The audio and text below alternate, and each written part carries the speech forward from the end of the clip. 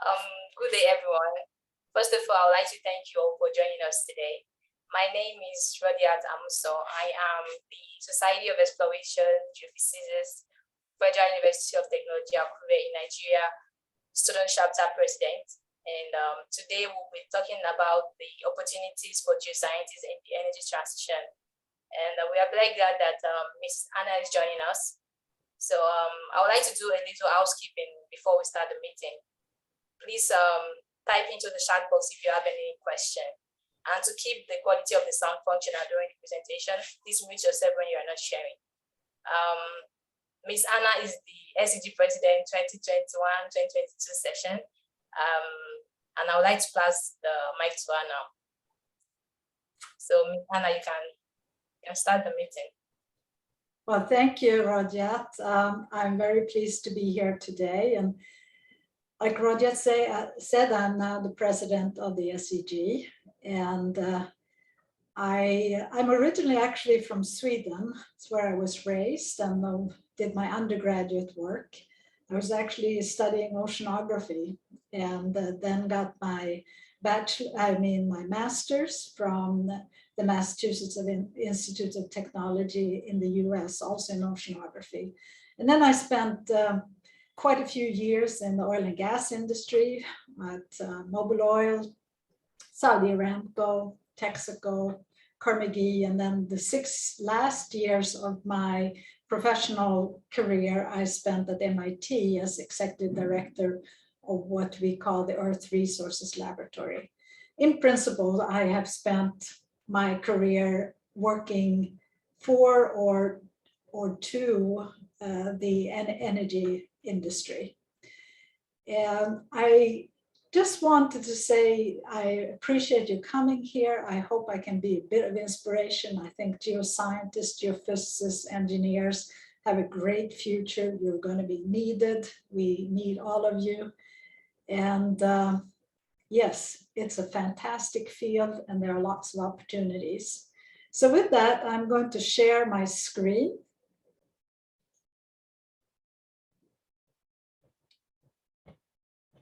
I can do that successfully. Here we go.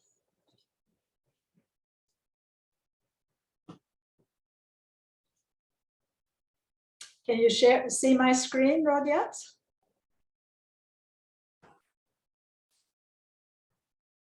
I can't hear you, but I can see your screen. Okay, excellent. All right, so thank you again for coming. I am coming to you from Boston in the US, where it's now about a few minutes after noon. And I'm here to talk to you about opportunities for geoscientists in the energy transition. Again, I wanted to thank Rodiat for inviting me to speak initially just to the Federal University of Technology, Akure in Nigeria, but Rodiat has done such a tremendous job in advertising this presentation. So I understand we have participants from all sorts of parts of the world, which really delights me. So thank you for coming. I'm going to spend about 40 minutes or so to go through a number of slides. And then after that, we'll go to a Q&A and you can ask me about the slides or I suppose other questions as well. And like Rodiat said before, if you have questions, you can type them into the chat box at any time and we'll try to cover as many as possible. So in this talk, I'm going to start by discussing the energy transition, what it is and what's driving it. We're going to talk about why we need so much energy and different scenarios and approaches towards the energy transition, and then opportunities and what you need to focus on as a student. And that's my opinion, so you can decide if you agree with it or not. Then I'm going to shift gears and I'm going to talk about the 17 UN Sustainability Development Goals, SDGs. I'm going to describe what they are, and what I think is even more important is how they relate to geophysics and how you can embrace them and propel them forward. And then just a few final thoughts. So what is the energy transition and what's driving it? Well, in very simple terms, it's a shift from fossil-based energy to renewable energy sources. And they're driven by the Paris Agreement, climate change, investor prioritization of what are called the ESG factors, which stands for environmental, social, and governance, and society. And I'm going to go through each one of them just briefly to make sure we sort of have this part of the topic covered. So the Paris Agreement, I'm sure you've all heard about it. It's a legally binding international treaty on climate change. Basically, 196 parties signed this agreement in 2015. It means that Nigeria has signed it and probably every country that's represented here today. And the goal is to limit global warming to 2 degrees compared to pre-industrial levels by 2050. And of course, that means reducing greenhouse gases. You can read more about this. There are different guidelines for different types of countries. And so if you want to find out what exactly your country is supposed to do for this Paris Agreement, you can go and look at the United Nations climate change website. Another thing that's driving the energy transition is climate change. It looks a little bit different, but very similar things in different countries. In the US this year, we've had some horrific wildfires, especially in the West and Northwest. And we've had floodings in places like New Jersey where we normally never have flooding. And this was after a hurricane that actually initially went through New Orleans and came up through the US and caused this flooding, something we haven't seen before. The US is stepping up its effort to reduce greenhouse gases. And in our country, politics plays a huge role. So, for example, our current administration with President Biden is actually spending some significant money. We're trying to get through some new policies and new investments in that right now. And basically, for us in the US, extreme weather is causing climate change to be taken seriously. In Europe, it's very similar. They've had deadly floods in Europe this summer, some in Germany where they've never seen flooding of this level before. And I think possibly you know that Europe is actually trying to speed up their plans to reduce greenhouse gases quicker than anyone else right now. And again, even non-believers are becoming concerned. Those that never thought that it was a real thing are now convinced. So in Africa, you know this much better than I do, but when I read about climate change in Africa, I read about drought, I read about flooding and deforestation. And again, you are much more familiar with this, and you also know much better how you're actually addressing this right now.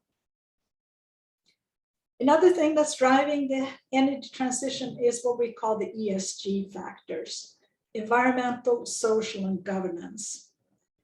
And these are a set of standards for companies' operations that investors use to screen investments. And environmental means that they look at performance as stewards of nature. Social means relationships with employees, suppliers, customers, and the communities. Communities are really important in this part as well. And they also look at governance, leadership, internal controls, transparency, and shareholder rights. And even if you haven't heard about this, you can rest assured that all international companies that are working in Africa, for example, in Nigeria, have these ESG reporting centers, and you can go and look at in each individual company and see what they're doing about it. So I just have a little snippet from Equinor on the right there, but you would see the same thing if you look at any of the other international companies. And if you were to work for one of these companies, you can not only monitor, but you can help ensure that that company actually embrace these ESG factors and follow them to maybe an even stricter way.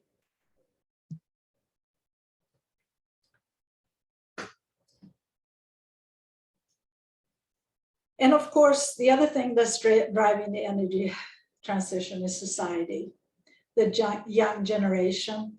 These are some photos from different protests in the West. And again, I see the same thing when I look at Africa and the protests there that are, it's primarily the young generation that are saying, we need to create a sustainable world.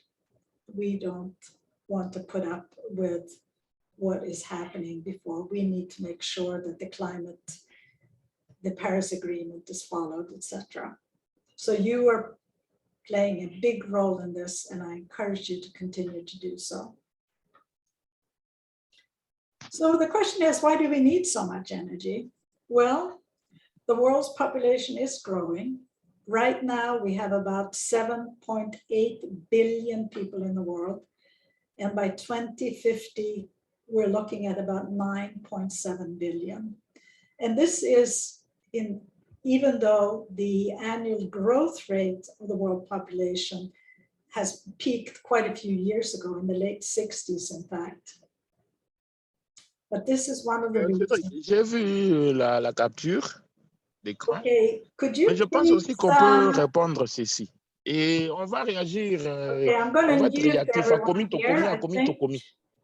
Je pense qu'il faudrait peut-être lui Titu, dire ceci. can OK, you please prenons mute bonne note que yourself? vous ne pouvez pas vous déplacer d'ici novembre, décembre. Donc, c'est mis à I would like to ask everyone l'année to prochaine. mute themselves. Cependant, nous allons vous envoyer le MOU amendé le mardi.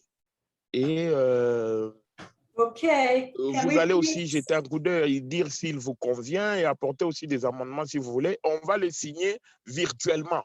On va signer le MOU virtuellement. Dès que les textes qu'ils ont proposés les convient, on signe virtuellement comme ça a été fait avec Alrosa. Alrosa, c'est une grosse multinationale. Ils pouvaient prendre l'enquête privée, venir ici, ils ne l'ont pas fait. Donc, le MOU peut se signer aussi de cette façon. On va faire ça de cette façon. Qui ne croit pas qu'il y a un télémissibiso. Il faut te répondre, il y a peut-être un apport quoi, wakaka, as a réponse. I don't know if this is Christian. Can we please have everyone mute themselves?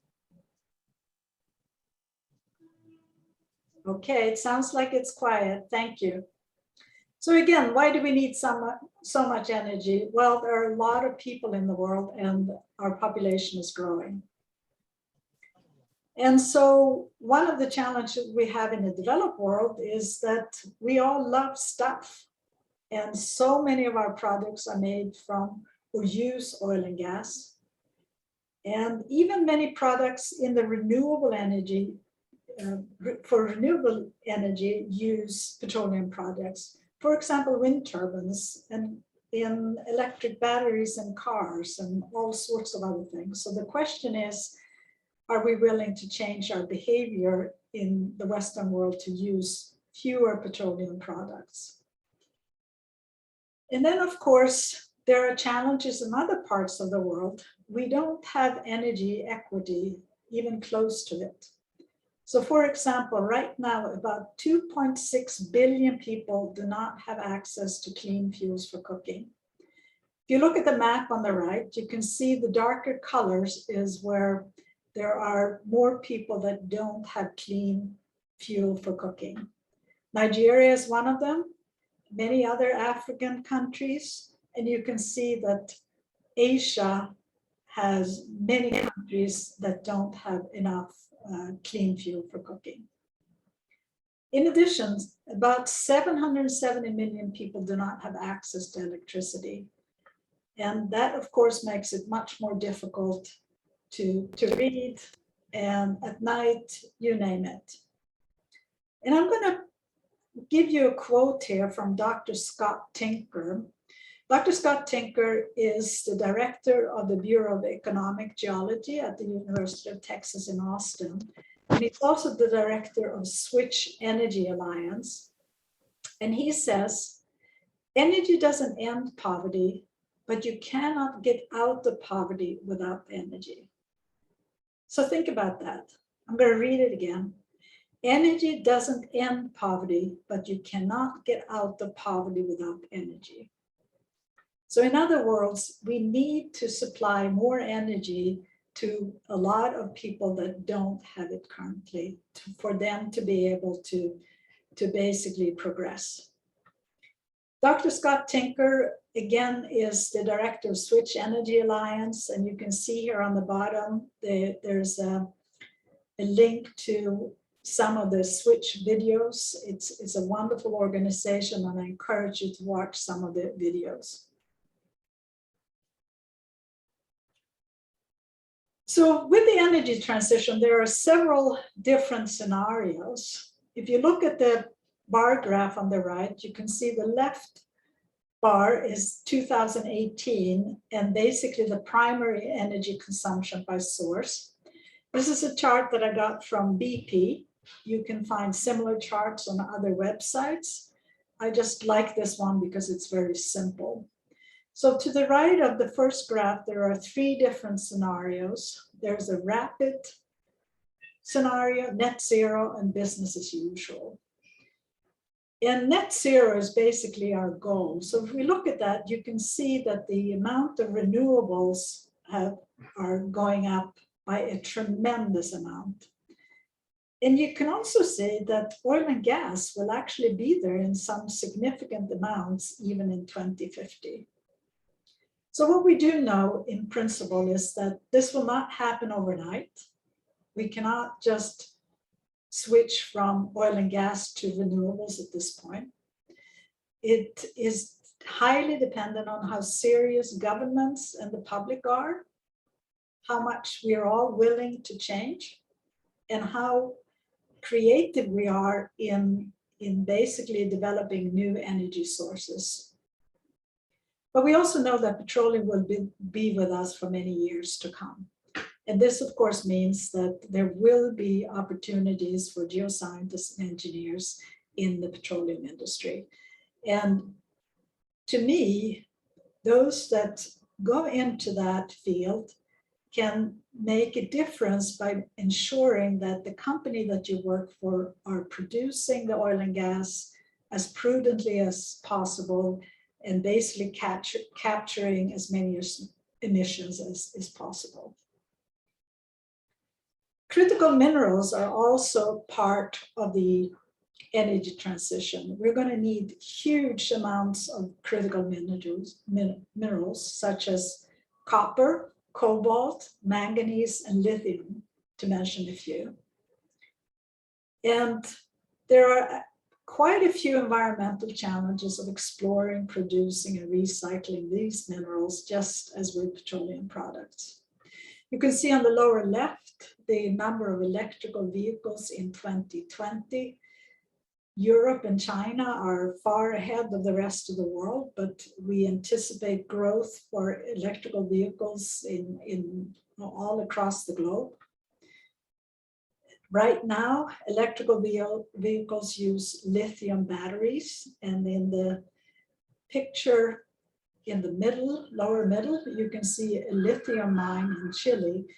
And you can appreciate just looking at that picture that there are some environmental challenges with lithium mining, as well as other types of mining for minerals. And then on the right, you can see a chart from IEA, which stands for International Energy Association. They provide a number of fantastic reports. I encourage you to go and look at the net zero by 2050. And in this particular graph, you can see that the amount of minerals is going to go up at least fivefold from where we are right now in 2020 to 2050. So it's complicated. It's not that easy. There are many hurdles that we have to overcome to make sure that the energy transition actually happens the way we would like it. Different companies are handling the energy transition in different ways. There's a typical US model that in principle says that it's going to continue with oil and gas, but make it cleaner. So for example, Daniel Droog, who is Vice President of the Energy Transition for Chevron, he writes on their website, "We embrace the future of energy, a lower carbon future that includes oil and gas, new forms of energy, and new ways of delivering energy. Today, we're taking action by reducing carbon intensity, deploying renewables, and investing into technology that lowers greenhouse gas emissions." ExxonMobil has a very similar message. And in Europe, there's a different model that is more of a distinct shift from oil and gas to renewables. There is bigger investments towards renewables. And so you can see for Shell, for example, we're shifting capital from our upstream business to our transition and growth businesses as the energy transition accelerates towards more low carbon energy products. So they are using funds, revenues from their upstream assets to invest in renewable energies. And very similar to Equinor, which is taking this quite seriously as well.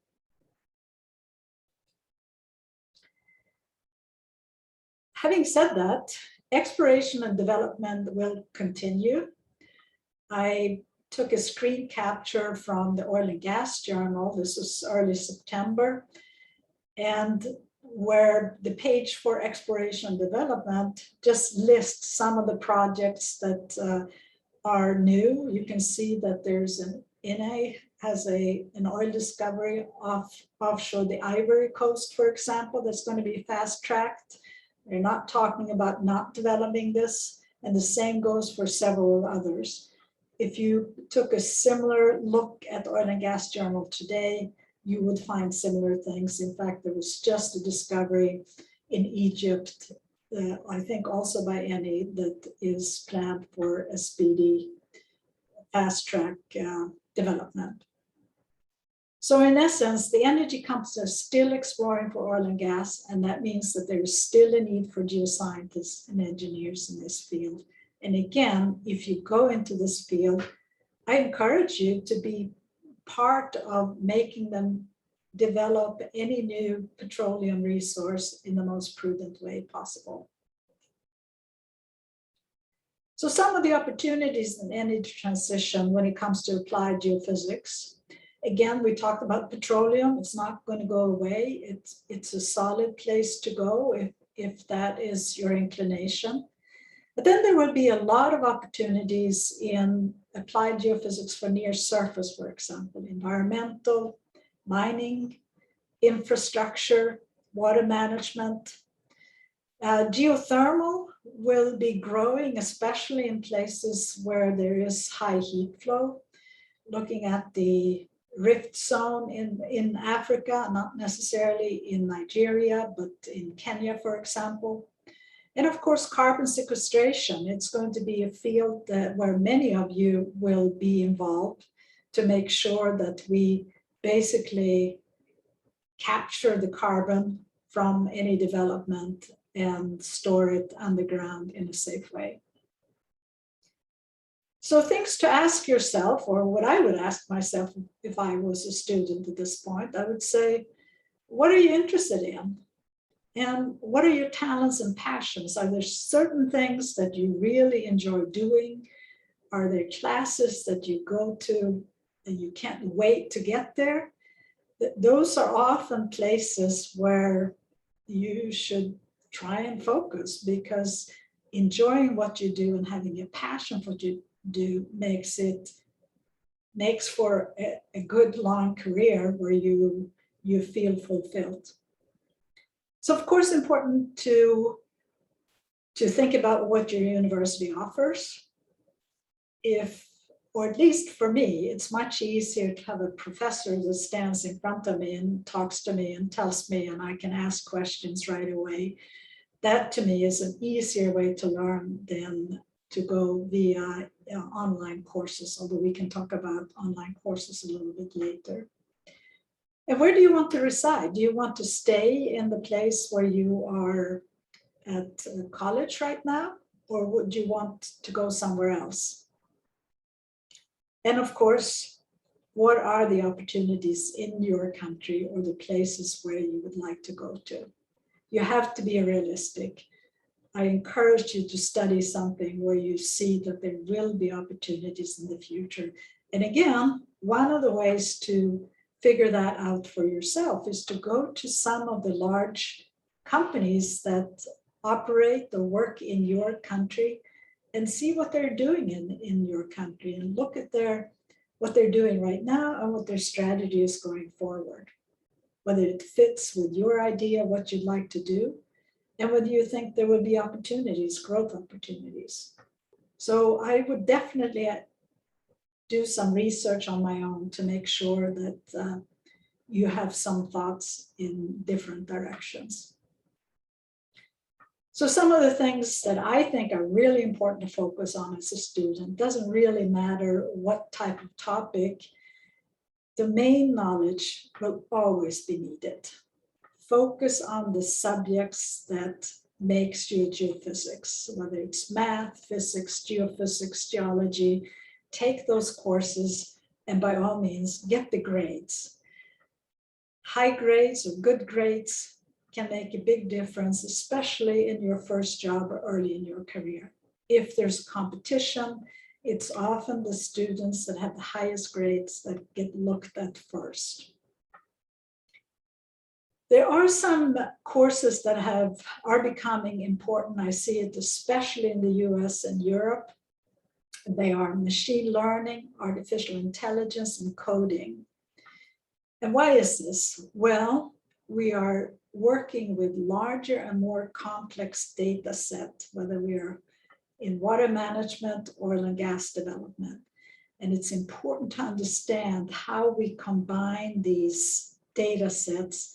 And it's important to understand whether the solutions that these programs come up with are realistic.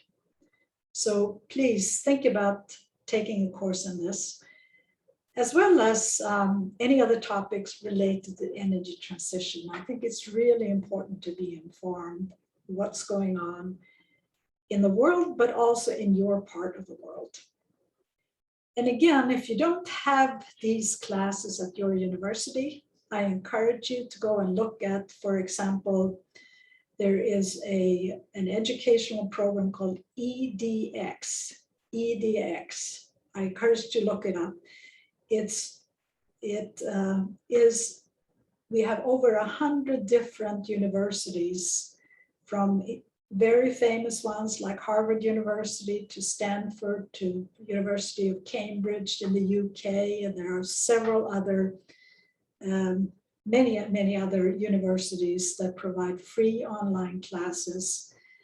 And I think that one of the ways to go about this is get a few of you together, get some of your classmates together and decide on an online course and take it. Usually you can take it any time you want. They're not bound by certain dates or times, but look into that. Again, EDX. Extracurricular activities can be huge for your CV, for your resume. And of course, field courses are some of my favorites. They give you an incredible appreciation for the challenges to acquire data. How do you set up the geophysical program? How do you hook the instruments together? How do you QC them? How do you acquire the data and then eventually process it and interpret it? What happens when it rains for several days in a row? How does that affect the data? It will give you a great appreciation for later on when you review data and say, why is this data so noisy? And maybe you can trace it back to something that happened during that acquisition. And of course, it's great for team building. You will find that some of you are really good at hooking up the equipment and others at laying out the cables, you name it. It's great. Internships, if you have an opportunity to work for a company for a summer, that can be an invaluable experience to learn the culture of a company, to figure out what it's like to work a normal work day. And of course, to build relationships with that company. It is well known that companies often hire their interns as they graduate. They've already tested them and they've seen that you work out well and so on and so forth. So if you have an opportunity to get an internship, please consider taking that.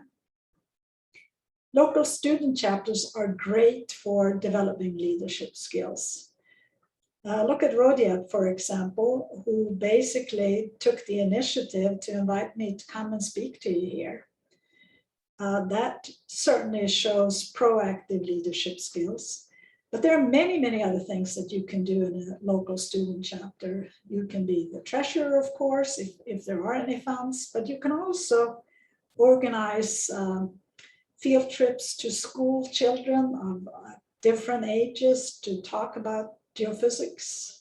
You can organize a workshop or a seminar. There's so many different things that you can do that give you some experience.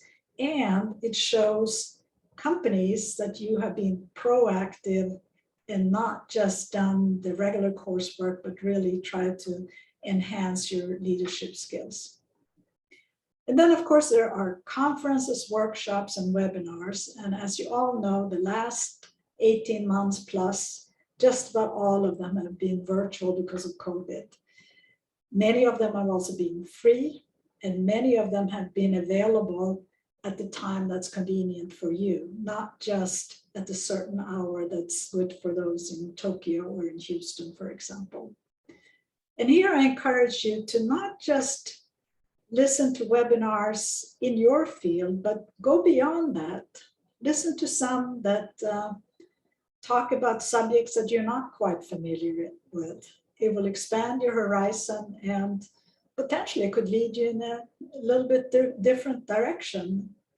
So by all means, participate when you can.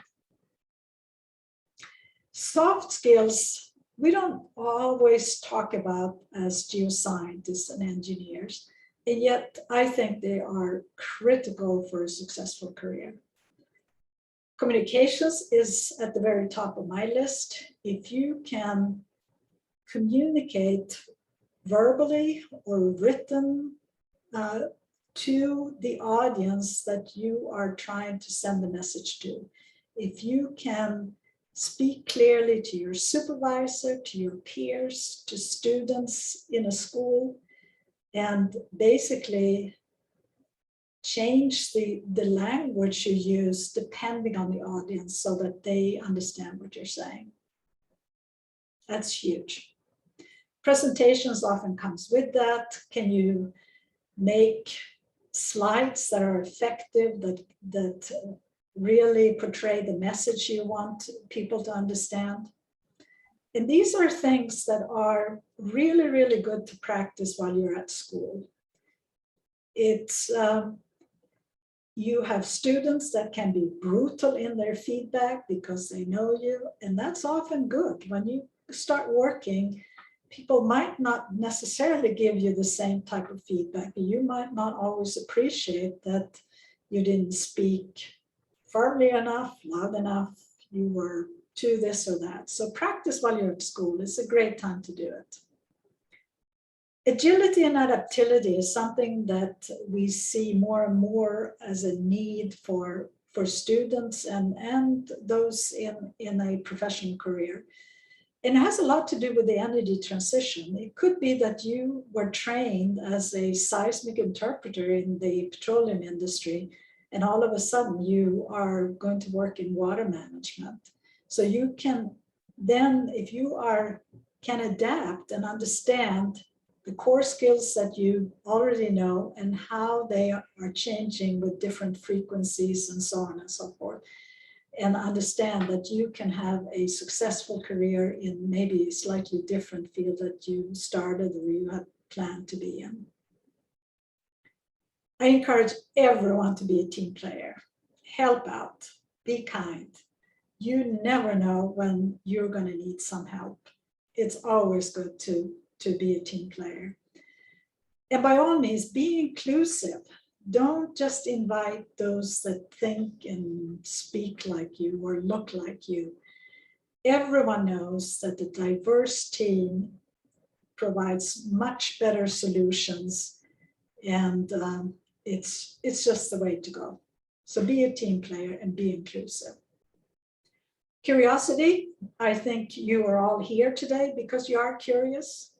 And I encourage you to keep that curiosity, and so continue to raise your hand, ask your questions, and don't limit it to just your particular field, but try and be curious about areas beyond what you are trained to do. So how do you get advice? Sometimes it's difficult to navigate this on your own. And a mentor can be a big help.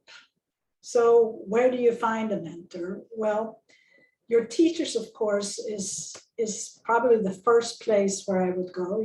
Many of your teachers know you well. They know what you're good at, your skills. They have compared you to other students, so they can direct you. So by all means, use them. If you've had an internship, and if you have a good relationship with the supervisor you have there, that could give you some maybe industry perspective and a little bit different angle of what your teacher could provide. And if you don't have any of that, there are several programs out there. And the one that I'd like to mention is called Mentoring 365. It's an online program. It's actually free for SEG students, and it's free for students that belong to a number of different societies.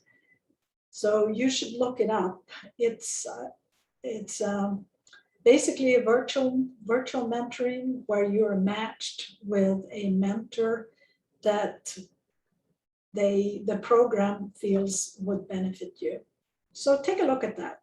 It's a short program. I think it only lasts 3 months, and it can be expanded, but it's something to look into if you'd like some advice. So now I'm going to shift gears and talk about the 17 UN Sustainability Development Goals. I hope you've all heard about them. They are high-level, high-arching goals that all of us, I think, can really buy into are critical for all of us, no matter where we come from. Number 1, no poverty. 2, zero hunger.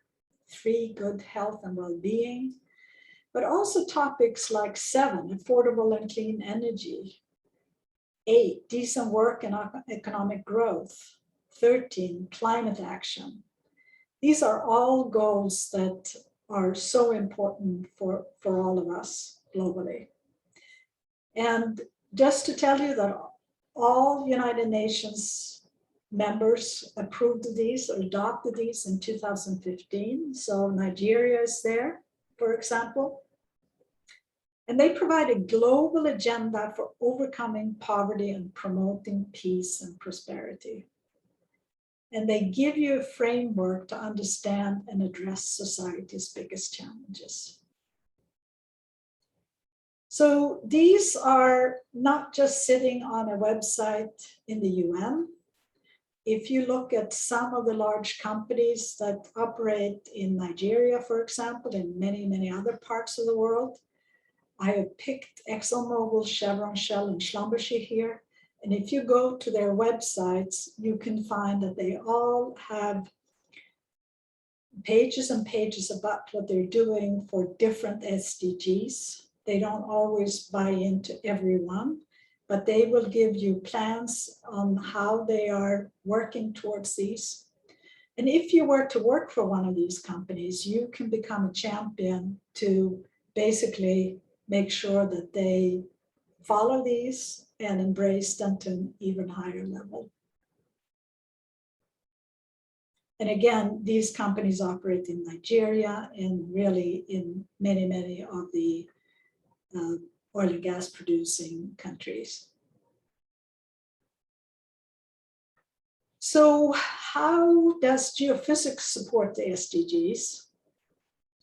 Well, Maria Angela Capello is the lead author of an article that was published in the Leading Edge, which is an SEG journal. It's published in January of this year, 2021. And the article is called The Geophysical Sustainability Atlas, Mapping Geophysics to the UN Sustainability Development Goals.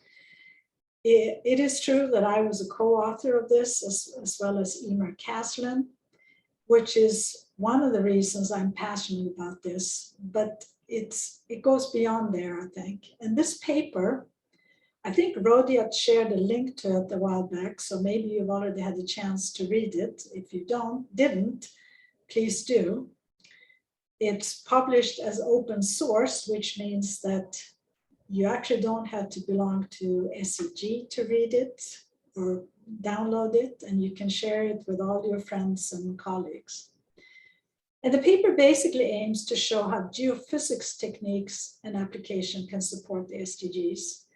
And it aims to raise the awareness about the role of geophysicists for sustainability purposes. So it's a first step to communicate to communities beyond the science community of what geophysics does. So for each SDG, I'll just explain a little bit of what the article does. We call it mapping elements for each SDG. And the mapping, the first part is basically examples of geophysical surveys or programs that can be used to support this particular SDG. And then there's a collaboration and expansion opportunities that give some examples of the communities and groups that can support the program, to grow the program, and how it can be shared with other communities. And then the third part are the geophysical enablers, basically a list of geophysical tools that can be used. For each one of these mapping elements, they are not meant to be all inclusive. They're examples.